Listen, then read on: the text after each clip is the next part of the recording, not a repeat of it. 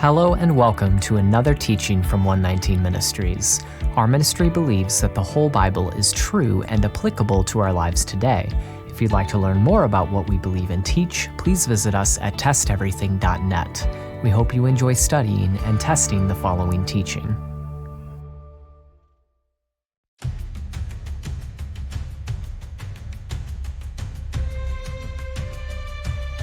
Did Paul teach against the law of Moses? Are modern views on Paul misleading? What surprising news did James share? Why were thousands of Jewish believers still zealous? Were rumors about Paul abandoning the law true? How did Paul dispel these falsehoods? What was the significance of Paul's Nazirite vow? Did Paul really affirm his commitment to the law? Was Paul putting on an act? Setting the record straight. Paul and the law of Moses. Did the Apostle Paul teach believers to abandon the law of Moses? Many modern Christian teachers claim that he did. For instance, while citing Paul's writings, popular megachurch pastor Andy Stanley claims that the law has no relevance to Christians at all. In fact, he says Christians shouldn't even keep the 10 Commandments. Quote, Jesus followers are dead to the law. The law, along with the covenant arrangement that served as the context for the law, has no say in the life of a believer, none. According to Paul, Jesus followers are dead to the 10 Commandments. The 10 Commandments have no authority over you, none. To be clear, thou shalt not obey the 10 Commandments. More recently, Christian teacher R.L. Solberg has echoed these radical sentiments from Andy Stanley and takes it a step further. He claims that following the law of Moses is incompatible with following the Messiah and, in fact, hinders our relationship with the Messiah. Quote, does it make sense to follow Jesus and Moses? Well, the short answer is no. I don't think that makes sense at all. In fact, it dilutes our devotion to Jesus and makes us double-minded in our pursuit of God. So, some modern teachers are fully convinced that Paul's teachings are opposed to the notion that Christians should obey God's law given through Moses. This idea that Paul taught Christians to abandon the law of Moses is a popular rumor. What's interesting is that these modern teachers are not the only ones who have believed this rumor. Some people in Paul's own time also heard this rumor and thought that Paul taught against the law. Apparently, this rumor has persisted for a long time. But is it true? Did Paul really teach Christians to abandon the law of Moses? Well, why don't we consider how Paul himself directly addressed this rumor? Let's take a look. Paul sets the record straight. In Acts 21, Paul visits James in Jerusalem. It should be noted that the events described in Acts 21 are widely considered to have occurred after Paul wrote Galatians. But in any case, when Paul arrives in Jerusalem, James shares some exciting news with him. He tells Paul that there are thousands of Jews who have come to believe in Jesus, or Yeshua as he was called in the first century. James also remarks that these Jewish believers in Yeshua are all zealous for the law. Acts 21, verse 20, you see, brother, how many thousands there are among the Jews of those who have believed. They are all zealous for the law. So, decades after the Messiah's resurrection, thousands of Jewish Christians were zealous for the law. For these Christians, keeping the law of Moses continued to be an important part of living out their faith in Messiah. This is significant and certainly not what we would expect if the apostles taught that Yeshua's work on the cross had made the law irrelevant. But perhaps even more significant is what this passage teaches us about Paul's view of the law. James goes on to inform Paul that the Jerusalem Christians have heard a rumor that he taught against the law of Moses. Acts 21, verse 21, and they have been told about you that you teach all the Jews who are among the Gentiles to forsake Moses, telling them not to circumcise their children or walk according to our customs. So, the rumor that Paul taught believers to abandon the law of Moses was spreading among the Jewish Christians in Jerusalem. If this rumor were true, like some modern teachers would have you believe, this moment would have been a great time for Paul to confirm it. If Paul really taught that followers of Jesus are no longer required to keep the Mosaic law, we would expect him to have admitted it when directly confronted with such a claim. What we would not expect is for Paul to dispute this rumor, and yet that is precisely what he goes on to do, as we will see. James instructs Paul to join others in a vow and to participate in public worship at the Jerusalem temple. According to James, doing these things will refute the rumor that Paul taught believers to abandon the law and will demonstrate that Paul himself kept the law. Acts 21 verses 22 through 24.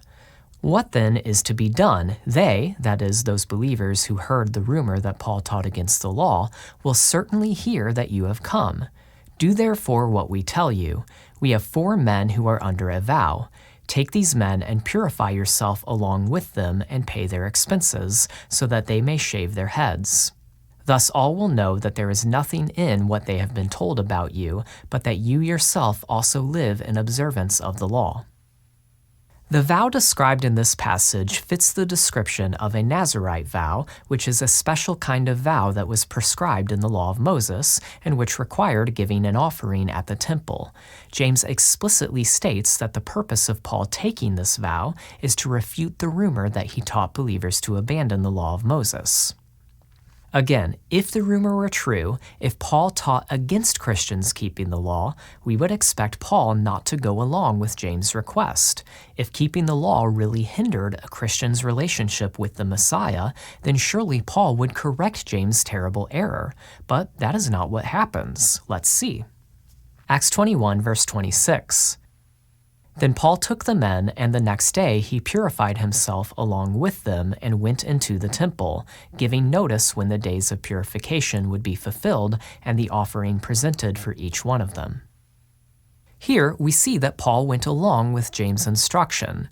He took part in a vow and participated in temple worship to reassure the Jerusalem Christians that he lived, quote, in observance of the law. So instead of confirming the rumor that he taught believers to forsake Moses, Paul took significant steps here to dispel that rumor.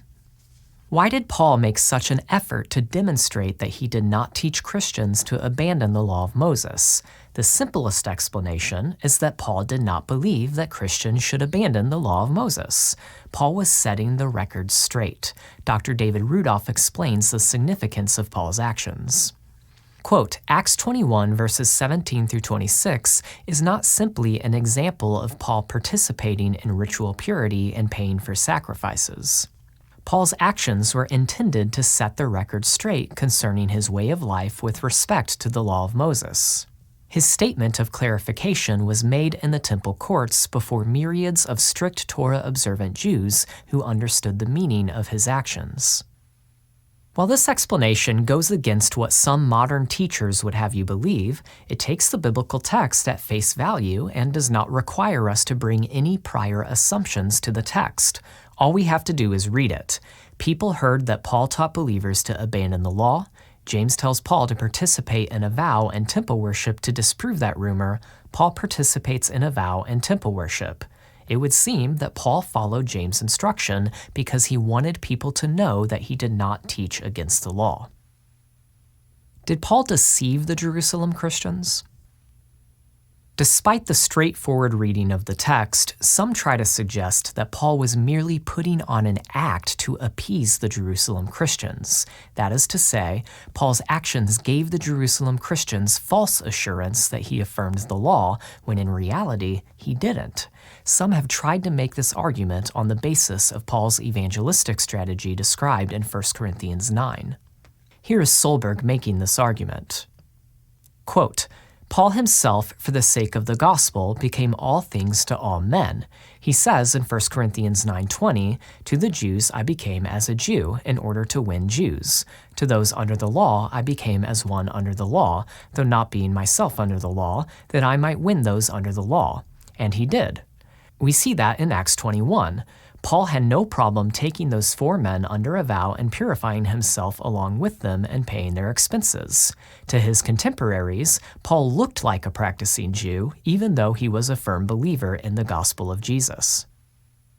Was Paul insincere in his efforts? Was his intention to trick the Jerusalem Christians into thinking that he did not teach believers to forsake Moses, even though he actually did teach believers to forsake Moses?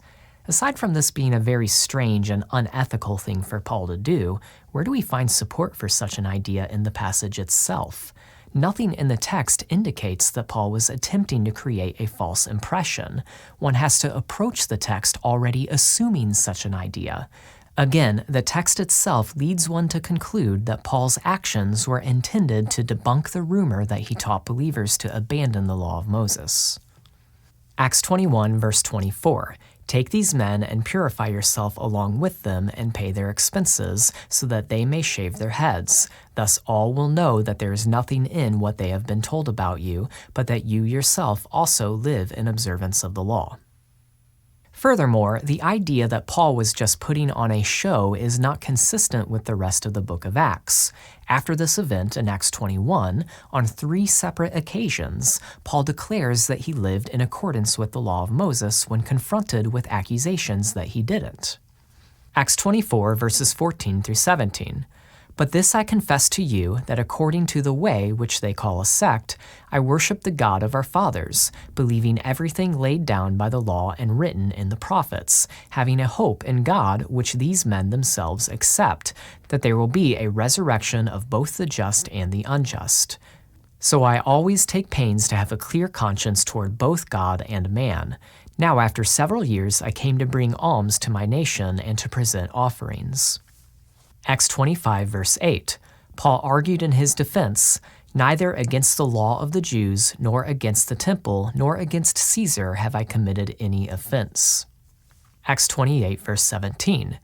After 3 days he called together the local leaders of the Jews, and when they had gathered, he said to them, Brothers, though I had done nothing against our people or the customs of our fathers, yet I was delivered as a prisoner from Jerusalem into the hands of the Romans. This consistent depiction of Paul affirming his commitment to the law of Moses holds significance within Luke's narrative in Acts, as Rudolph writes. Quote, from a narrative point of view, each of these confirmations point back to Acts 21, verses 17 through 26. One may ask what more Luke could have included in his narrative to express that Paul was a Torah-observant Jew. Acts is replete with statements that describe Paul as faithful to Jewish law and custom. Statements to the contrary are consistently identified as false rumors. So, those who want to say that Paul actually did teach that believers were not required to follow God's law need to explain not just Acts 21, but also these other passages. Where is the textual evidence that Paul is being insincere in any of these instances? Isn't it more reasonable to take Paul at his word? Isn't it more reasonable to say that the rumor about Paul was not true, which is exactly what James and Paul were trying to demonstrate in Acts 21? Another problem is that if Paul were simply trying to trick the Jerusalem Christians about his true teachings, the Jerusalem Christians would have soon found out about it. What then? Paul's efforts would be completely undermined, as Rudolph writes. Quote, Paul would have certainly known that the Jerusalem community would continue to receive reports about his life and teachings after he left Jerusalem. Is it likely that Paul publicly set the record straight that he remained a Torah-observant Jew, but that he gave no thought to the fact that his testimony would shortly thereafter be contradicted by his actions?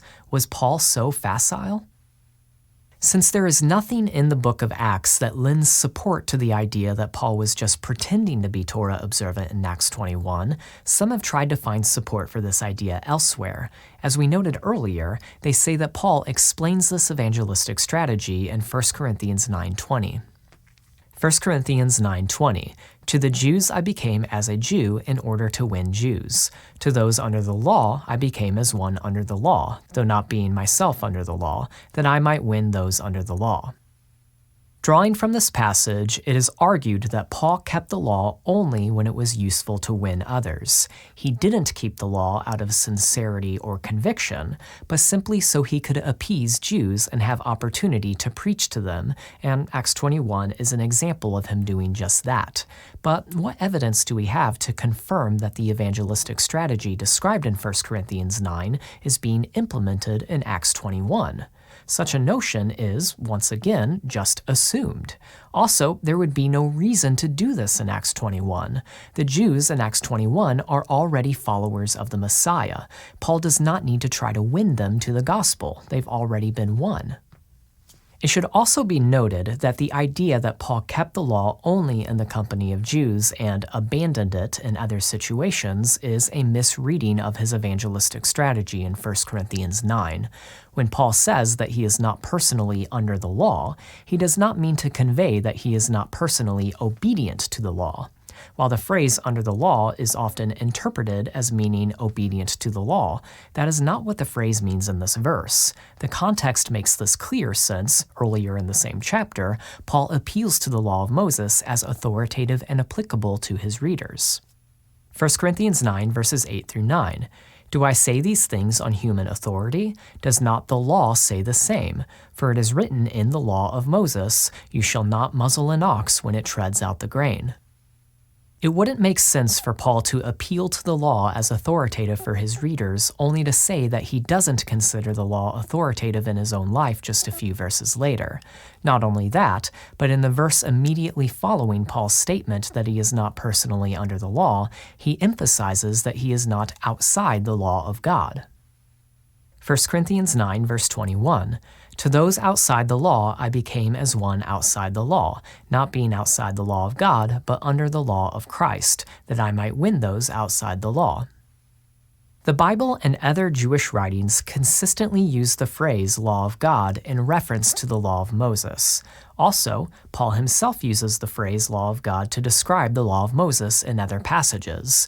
All the evidence indicates that the law of God and the law of Moses are the same thing.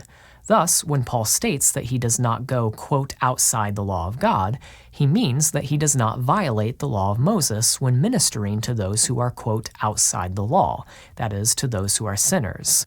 Paul does not violate the law of God when ministering to sinners, but remains under the, quote, law of Christ.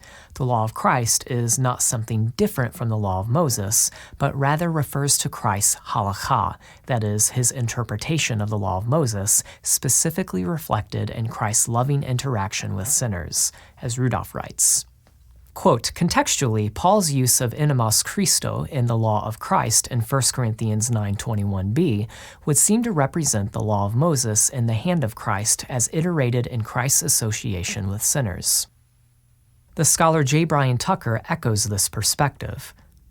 Quote, Paul has come to follow a lenient halakha with regard to the Gentiles based on the paradigmatic model of Christ who ate with sinners but remained Torah observant. Being under Christ's law was a lenient halakha that formed the social identity of the early Christ movement. So, the text of 1 Corinthians itself presents Paul as one who follows the law of Moses as interpreted by Christ. Like Christ, Paul eats with sinners but does not violate the law. What then does Paul mean when he says, to those under the law I became as one under the law? If Paul is already obedient to the law of Moses, what is he trying to convey with this statement? Well, just as the phrase law of Christ refers to Christ's interpretation of the law of Moses, the phrase under the law in this context should also be understood in terms of halakha or interpretation of the law. Scholars J. Brian Tucker, David Rudolph, and others explain that under the law here refers to the Pharisees' strict interpretation of the law, specifically in regard to table fellowship. Table fellowship refers to shared meals with particular customs and standards of ritual purity, and these traditions often differed among various groups, with some groups having stricter standards than others. The notion that Paul is accommodating different standards of table fellowship in 1 Corinthians 9 is derived from the broader context of 1 Corinthians, which largely addresses controversies surrounding shared meals. So, when Paul says he becomes as one under the law, he is expressing his willingness to abide by the Pharisees' strict interpretations of the law during table fellowship, even though he personally doesn't hold to the Pharisees' standards. For example, the Pharisees avoided not just foods that were prohibited by God's law, but also some foods that were permitted by God's law. They considered biblically clean meat defiled or common if it was purchased from a Gentile, even though the law does not prohibit eating meat purchased from a Gentile. Josephus confirms that the Pharisees, quote, have delivered to the people a great many observances by succession from their fathers, which are not written in the laws of Moses. For instance, the Pharisees enforced extra-biblical hand-washing rituals before shared meals and generally avoided eating any meat sold in the Gentile marketplaces. Paul did not agree with the Pharisees' rules, but for the sake of the gospel, he accommodated them. That means he would not eat anything that would cause them to stumble, even though eating lamb chops purchased from a Gentile butcher does not violate God's law. He may have even ritually washed his hands before shared meals. In any case, that is more likely what Paul means to convey when he says he became as one under the law. He means that he accommodated Pharisaic tradition when eating with them. As Tucker writes, quote, Lightfoot and Bachmuel have suggested another reading for under the law, one that refers either to those holding to a more strict interpretation of the law, or more specifically to the Pharisees. This view is preferred for the following reasons. First, in Philippians 3:5, Paul says of himself, as to the law, a Pharisee. This makes for a good conceptual parallel to the language of 1 Corinthians 9:20. Second, Pharisees were known for a more strict observance of the law compared to the halakha of Jesus. Third, this understanding distinguishes the small group from the previously mentioned larger group, i.e. the Jews. This distinction between the Pharisees and the rest of the Jews is furthermore evident in Mark 7 verse 3, the Pharisees and all the Jews, and Luke 7, 29-30, as well as Josephus' Jewish Wars 1:110. So this proposed understanding of hupanaman as those following a strict interpretation of the law would suggest that Paul no longer follows the Pharisee sect. However, it could also indicate, as suggested by Rudolph, that he may adjust his approach to table fellowship when necessary.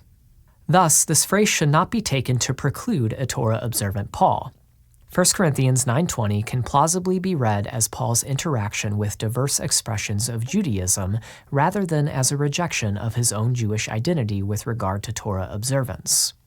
So, in answer to the questions raised by the presence of hupanaman in 9:20, Paul uses the group descriptor those under the law to designate those living under a strict halakhic interpretation of the Pharisees. How does Paul become as one under the law? He does this by sharing table fellowship with those who hold to these strict standards, and he himself follows them on those occasions. What does he mean when he claims he is not under the law? Paul is no longer following the strict halakhot of the Pharisees. So, when Paul says he becomes as one under the law, he is saying that he adapts to the Pharisees' traditions when fellowshipping and eating with them. Paul does not personally adhere to these traditions, which is why he says that he is not personally under the law. However, Paul accommodated those under the law so as not to put an obstacle in the way of the gospel. That is to say, Paul would abide by the Pharisees' interpretations of the law, including their extra-biblical traditions, even though he personally did not abide by their rules in regular life. For whatever it is worth, we look at 1 Corinthians 9 verses 19 through 23 in greater detail in our teaching What is the Law of Christ. We would also recommend our teaching Matters of Opinion, Romans 14. The bottom line is, first, there is no textual evidence that Paul is merely trying to appease the Jews in Acts 21. Such a notion is just assumed and read into the text, but the text itself gives no indication of this idea. Second, the very idea that Paul kept the law only for the purpose of appeasing Jews is a misreading of 1 Corinthians 9.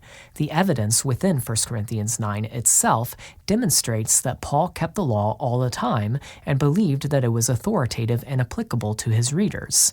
In 1 Corinthians 9:20, Paul becoming as one under the law likely means that he accommodated Pharisaic tradition during shared meals.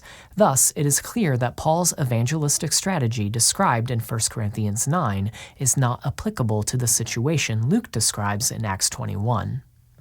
Once again, the most straightforward reading of Acts 21, which does not require importing any prior assumptions into the text, is that the rumor is indeed false. Paul did not teach believers to abandon the law of Moses, and he went to some length to reassure the believers in Jerusalem of this fact. What about Gentile believers? One more verse requires our attention in Acts 21. After James instructs Paul to participate in a vow and temple worship to debunk the false rumor that he was unfaithful to the law, James says the following. Acts 21, verse 25, "But as for the Gentiles who have believed, we have sent a letter with our judgment that they should abstain from what has been sacrificed to idols, and from blood, and from what has been strangled, and from sexual immorality." Here, James reiterates the Jerusalem Council's decision given earlier in Acts 15:20. Some have taken this statement from James to mean that, while there is an expectation that Jewish Christians would continue to obey the law of Moses, Gentile Christians need only keep 4 laws. John MacArthur articulates this perspective. Quote, "By urging this course of action on Paul's part, the elders were by no means abrogating the decree of the Jerusalem Council regarding Gentiles. Gentiles were not to be required to observe the ceremonies and rituals of the Mosaic Law. To make that absolutely clear, James summarized the decision of the council that Gentiles were only required to abstain from meat sacrificed to idols, and from blood, and from what is strangled, and from fornication. Since Paul was Jewish, his participation in the ceremony would not violate that decision. So, according to MacArthur, verse 25 is meant to clarify that Paul's actions do not suggest that Gentile Christians must follow the law of Moses beyond 4 laws. But is that an accurate interpretation of James' statement? Is James really implying that while Jewish Christians, including Paul, are free to be Torah observant, Gentile Christians are not expected to advance beyond these 4 laws in their walk of faith?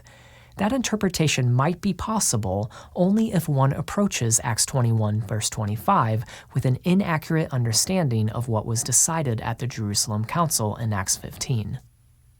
To give some context, in Acts 15, the apostles reached the decision that newly converted Gentile believers were not required to be circumcised and keep the whole law of Moses to be saved and welcomed into the Christian community. Both Jews and Gentiles are saved by grace through faith in the Messiah, not through circumcision or law observance. Therefore, according to the apostles, the Gentile believers should be received into the community without having to be circumcised and taking on the entire law right away. However, it was still important to assure the Jewish believers that these Gentiles were genuinely committed to following the God of Israel. Therefore, James proposed that the Gentile believers should initially adhere to 4 fundamental laws derived from the Torah. The law of Moses already teaches that followers of the God of Israel, native Israelites and sojourners alike, should avoid eating meat offered to idols, blood, and things that have been strangled, and it also teaches that they should avoid sexual immorality. These are the same laws we see reiterated here in Acts 21, verse 25. Why these 4 laws? Well, because these issues were directly related to idolatrous worship practices. Thus, observing these laws was intended to show that the Gentile believers had fully renounced idolatry and embraced the God of Israel. Obviously, these 4 laws were not intended to be comprehensive, nor the only laws that Gentile believers needed to obey forever. For instance, nobody thinks Gentile Christians are allowed to murder, steal, or lie. Paul instructs his Gentile readers to obey many other commandments of the Torah beyond these 4 laws, including certain commands often characterized as ceremonial laws. For instance, in 1 Corinthians 5:8, Paul instructs his mostly Gentile audience to, quote, celebrate the festival of Passover. In light of these facts, the best approach to understanding these four laws in Acts 15:20 and 21:25 is to consider them as representing the starting point of fellowship. They were the initial requirements Gentile believers needed to follow so that they could join the synagogue community alongside Jewish believers. But the idea was not that the Gentile believers would stop at those four laws. The idea was that the new Gentile believers would learn and begin to apply the rest of God's laws as they continued attending synagogue services every Sabbath. This is clear from the conclusion of the apostles' ruling. Acts 15, verse 21. For from ancient generations Moses has had in every city those who proclaim him, for he is read every Sabbath in the synagogues. According to scholar Ajith Fernando, quote, James' concluding point in verse 21 was probably made to reassure the Christians who had come from the Pharisees and who wanted to see the Torah taught among the Gentiles. He says that this was happening in the synagogues in every city each Sabbath. For more on the Gentile believers' relationship to the Torah, see our teachings Acts 15, Obedience or Legalism, and Is the Torah for Gentiles too? So, the Jerusalem Council ruled that Gentile believers should be embraced as full members of the synagogue community without first being circumcised. The four Torah laws imposed upon the Gentiles were meant to serve as a starting point for fellowship, showing that they had turned away from idolatry and were committed to the God of Israel. Then, as they attended synagogue services every Sabbath, the Gentile believers would be taught the rest of God's laws. That is what the apostles' judgment in Acts 15 was about, and that is what James has in mind when he references that judgment in Acts 21, verse 25. He is not suggesting that Gentiles do not need to advance beyond four laws in their spiritual walk. He is simply reiterating what was already decided. Gentiles need to comply with four laws so that they can join the synagogue community alongside Jewish believers and hear the Torah taught every Sabbath. So why does James restate the Jerusalem Council's ruling in this context? Remember, James and Paul are addressing Jewish concerns about Paul's ministry. The Jewish believers had heard rumors that Paul taught believers to abandon the law of Moses. It is likely that James brings up the Jerusalem Council's decision in order to address Jewish concerns about Paul's ministry to the Gentiles. The Jerusalem Council's decision, which Paul himself endorsed and delivered to various churches, provides additional proof that Paul is not permitting the diaspora communities to become lawless or infected with idolatry. So, because Paul abides by the Jerusalem Council's decision, the Jewish believers can rest assured that Paul's ministry to the Gentiles would not corrupt the Christian communities, as Robert Wall writes. Quote, this repetition of James' verdict provides a narrative prompt for a review of Paul's mission in Acts. At no time has Paul allowed the pollutions of idols to contaminate a Jewish identity in the congregations of the diaspora church. So, in Acts 21, verse 25, James does not intend to define all that's required of Gentile believers in contrast to what's required of Jewish believers. The Jerusalem Council's ruling was that Gentiles must renounce idolatrous practices to join the synagogue community. James cites the Council's ruling, which Paul endorsed, as additional proof that Paul's ministry would not lead to spiritual compromise. The fact that Paul agrees with this ruling reinforces that Paul is not teaching against the law. In conclusion, Acts 21 reveals that decades after Yeshua's resurrection, thousands of Jewish Christians in Jerusalem remained zealous for the law of Moses. However, a rumor had spread that Paul taught believers to forsake the law. When confronted with this rumor during his visit to Jerusalem, Paul did not confirm it. Instead, Paul took specific actions to demonstrate that the rumor was false and that he remained faithful to the law. Paul's actions were not designed to deceive the Jerusalem Christians. Paul was consistently obedient to the law, and he repeatedly affirms this throughout the book of Acts. James' mention of the Jerusalem Council's decision in verse 25 is a reminder to Jewish believers that Paul's ministry to Gentiles would not lead to idolatry and lawlessness. We pray you've been blessed by this teaching, and remember, continue to test everything. Shalom.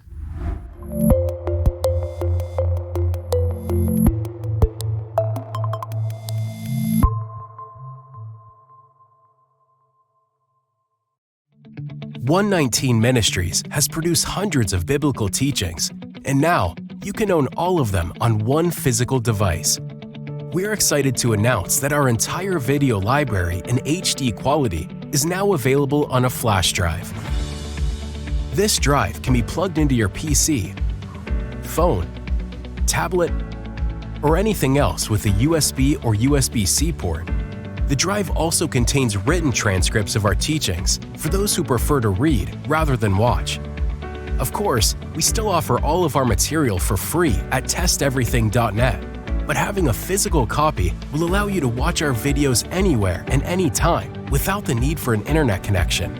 Having a physical copy will also ensure that our teachings are available if we are ever removed from video websites, which is a danger that ministries around the world are facing more and more. We want to continue to reach as many people as possible.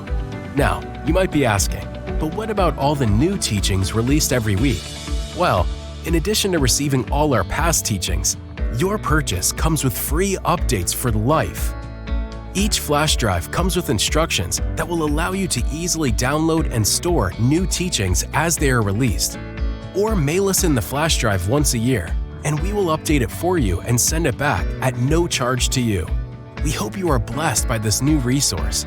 And as always, any proceeds our ministry receives goes right back into producing more teachings. Get your 119 flash drive today by going to 119flashDrive.com.